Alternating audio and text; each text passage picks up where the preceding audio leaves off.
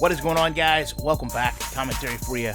Want to thank my sponsor, Steel Supplements. Link and discount code down in the description, as well as each and every one of you that has reached out to me, DMs, emails, messages, supporting me and my family as my mom goes through a kidney transplant. Unfortunately, we've had some setbacks that have occurred, so things are a little bit more challenging than we initially expected, but I did want to let you guys know that for the most part, I'm at least advised of all your messages. I haven't spent a lot of time on my channel, but I do plan on addressing how I want to proceed things going forward once things kind of get back to normal, which may be another week or two.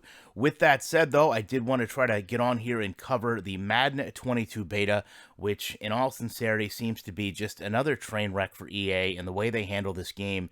I really don't understand it. They've had open betas, they've had closed betas, they have these type of betas where it's just sign up and you get to play the game for 10 hours. And to be fair, I think we've learned it's really a glorified demo is what they're doing now. I think if you look at the community as a whole, the feedback has remained very much consistent with EA. Anyone playing the game, whether it's in beta form or not, is really not going to provide anything critical or crucial to making the game better, because we've all had the same feedback for the past, I would say, 5 to 10 years in terms of what we need and want from the game. So they're really not getting anything different than they already have in doing this. The challenge with what they're doing is, though, they are exposing people to the game, which does a couple things. We saw this specifically last year. First, you're allowing people to capture, even if it is secondhand through a phone or whatever the case may be, issues with the game. You're getting a lot more people playing the game, and then they're taking those emotions and feelings and directly carrying them over to the final product. And in the past, what we really had was, with the closed betas, just the opinions of some influencers, myself,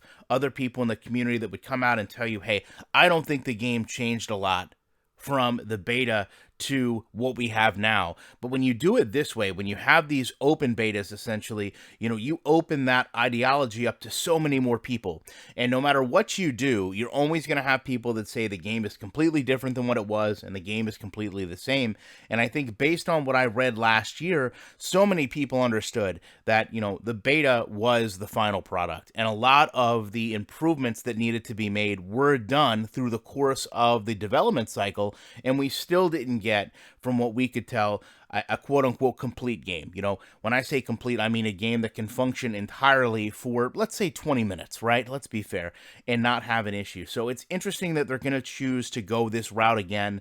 I do know it helps them as far as marketing. I mean, they get a mass number of emails, they get a mass number of names, but at the end of the day, for the first news, really, truthfully, to come out about a game being that they're going to do a beta, doesn't speak highly of where this team feels they are.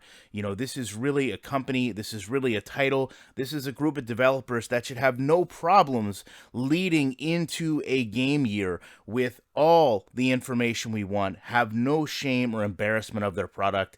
And I think if you go back and look at how this game's been marketed as a whole, EA has been one that really pushes game engine footage, right? For years we've seen this. This is what the game is capable of doing with this game engine footage. This is what the game is capable of looking like and playing like. But we've learned through various trailers, including next gen, the product that ends up in our consoles is not the product that they envision or sell to us in their information.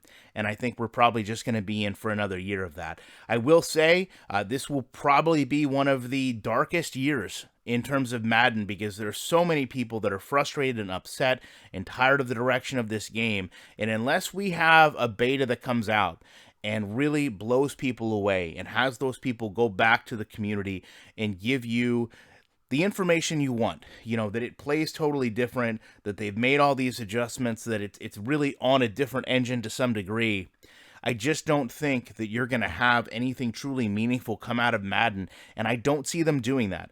Unfortunately, I guess I have enough people that support me in this community that I have a copy of the beta, I guess if you want to call it that. We're supposed to get about a 10-hour, from what I understand, 10-hour playtime with the game in about 9 days. I really don't know how much I'm going to be able to do with that, but I will do as much as I can and give as much feedback as usual. But, even to the days I was down at EA testing this game. My feedback has remained consistent. Literally, in some cases, I copied and pasted it so EA would take some type of solace with me. It was a show of solidarity. I copy and pasted my notes from what I wanted in the prior year to the current year. So maybe I'll have to do that again this year. Let you guys know what I think about it. Until then, you know I appreciate you watching this video. And I really still can't say it because I don't know the answer to the question. When I will be back.